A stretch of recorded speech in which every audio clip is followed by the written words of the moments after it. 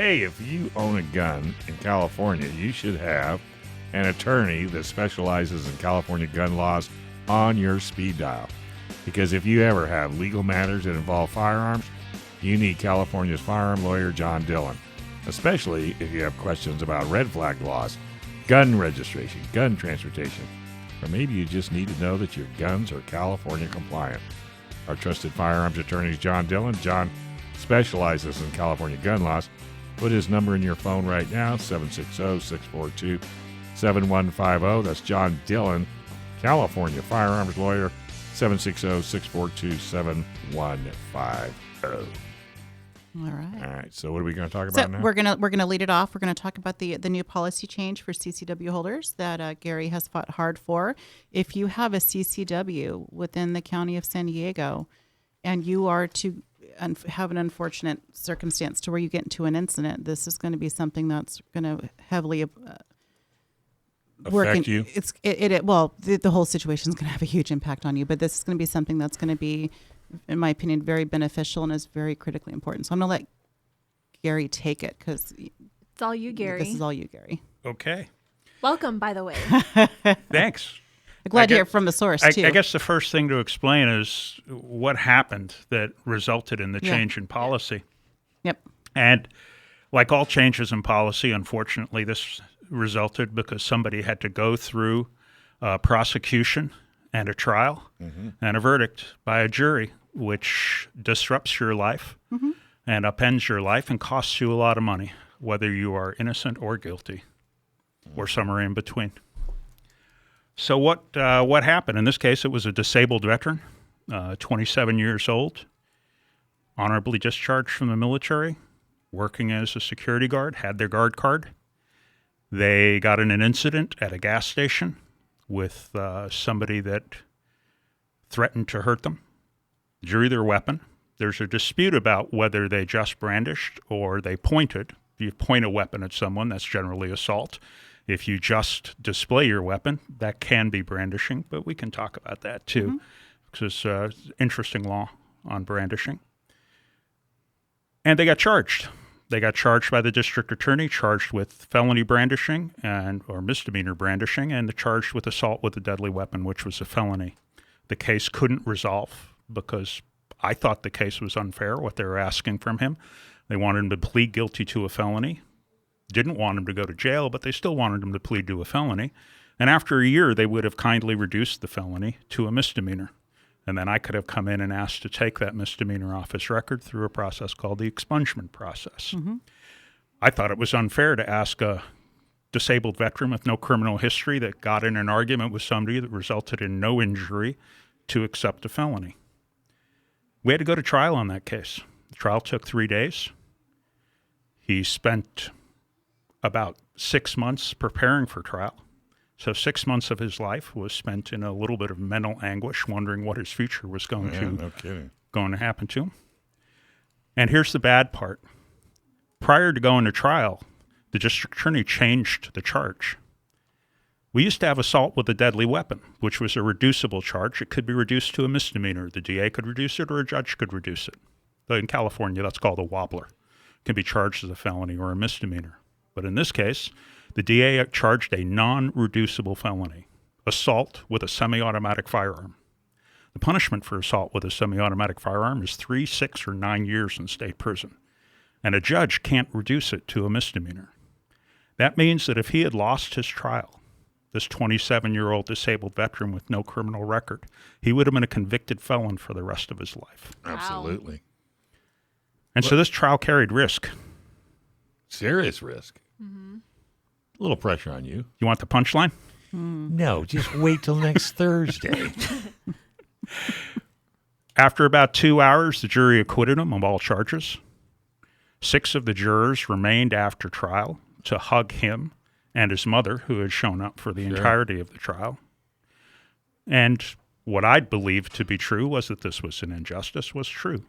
That somebody just misunderstood what this case was about. You think that? I mean, I'm not a conspiracy theorist, but that just doesn't seem like that's the normal trend of a situation like this. Why would he change? Why would they change it to a reducible and non-reducible. Well, I can't speak for why speculation, their I know, office on does your stuff, but I know what it felt like to me was they were trying to squeeze a plea out of them. Yeah. So if we add this non-reducible felony, it's the Clint Eastwood line from Dirty Harry. You feel lucky? Yeah. You feel lucky? You want to go to trial? You want to risk your future with a non-reducible felony? Or you just want to take what we're offering you and go away? Okay, I don't know that end of the world very well, but I mean, are things like that for like a notch in your belt? I mean, is it? I don't understand why they would force him to plea. Well, they don't see it as forcing them to plead. They see it as accepting responsibility for your unlawful actions. Okay. So what was the policy change that came from this? The policy change that came out of that was, and you have to understand how cases are charged in San Diego County. The district attorney of San Diego County is Summer Stephan. I've known her for many years. She does a good job. Summer Stephan is a good prosecutor, and I've enjoyed working with her for many, many years. But she doesn't control what is charged in San Diego County for the most part because there's just too many cases for her to decide what should be charged and isn't. She makes the decisions on the most serious cases, death penalty cases. She is the decider whether a case is somebody's going to face the death penalty or not. But for the most part, charges for felonies or misdemeanors are done by the branches. El Cajon branch, Vista branch, Downtown branch, South Bay branch, and Chula Vista. And so a line prosecutor is deciding.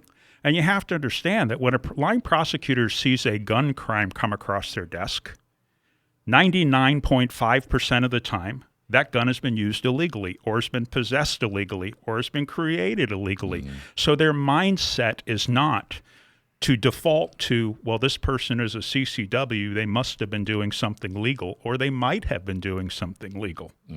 They default to, if you did something with a gun, you're probably a criminal. Yeah, and we're going to throw you in jail. And so that was the policy change that we needed, was we wanted to take those unique, because remember, CCWs commit crime at a much less rate than normal society. Right. It's, I think it was 20 times or 20 times less than the normal average for a normal citizen for a crime of somebody who carries and has a CCW. But if you're going to do this to a person, wouldn't you do all your due diligence and do background checks and really find out about this person? And a CCW would be, I know. It's not the way the road you got a works. lot of shaking heads on that. Oh, boy, I heard all The way this the world rattling works, sound, and I didn't know what it was. I thought the marbles fell out of the bucket.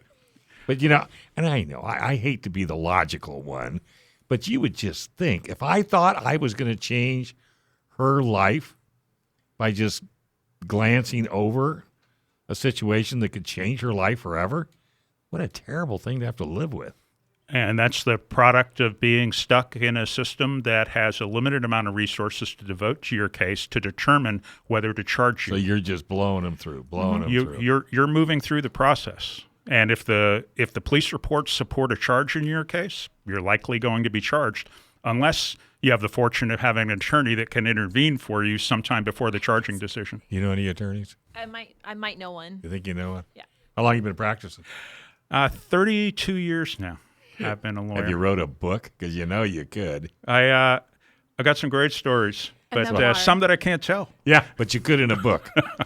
Now, it's...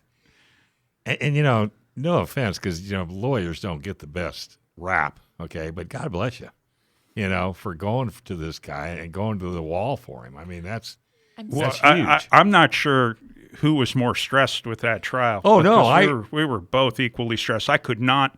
I'd have had a hard few months or years thinking about this guy losing that case. Yeah, what did I do wrong? What could I have done better? What could I have done? Yeah, no. All right, so here's the policy. My seat. Come on, Gary. Here's the policy change. Policy change is that the individual branches now don't get to charge CCWs.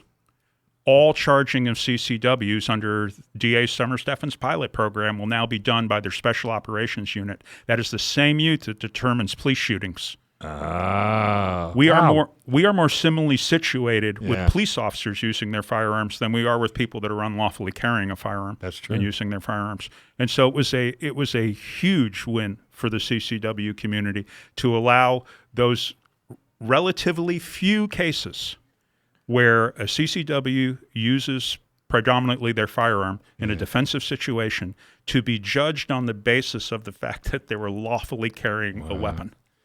I don't think I've heard about that in the news. We've talked about it here, Dave. No, in the news. Oh, no, not in the news, no. I mean, I watched CNN and MSNBC. Well, of course I'm not going to report on it, Dave. So I'm curious, has this new policy been put into play, or is it still just a policy? I don't know if any CCW has been charged with a crime for using their I firearms. don't either. That's why I was one. curious if there was something we didn't I'm know not about going to yet. make a living on those cases. Yeah, I don't think so. Thankful, and I'm glad. Yeah. But I'm it only for that. happened because of Michael Schwartz, and it only happened because Summer Stephan realized that there was a need for this. Yeah. Mm-hmm. And again, hats off to her, too. I mean, because that's the type of government we want. We're not saying it's perfect, but when you find a flaw or you find a problem, you fix it. I still feel bad that he had to go through that. Well, of course. But,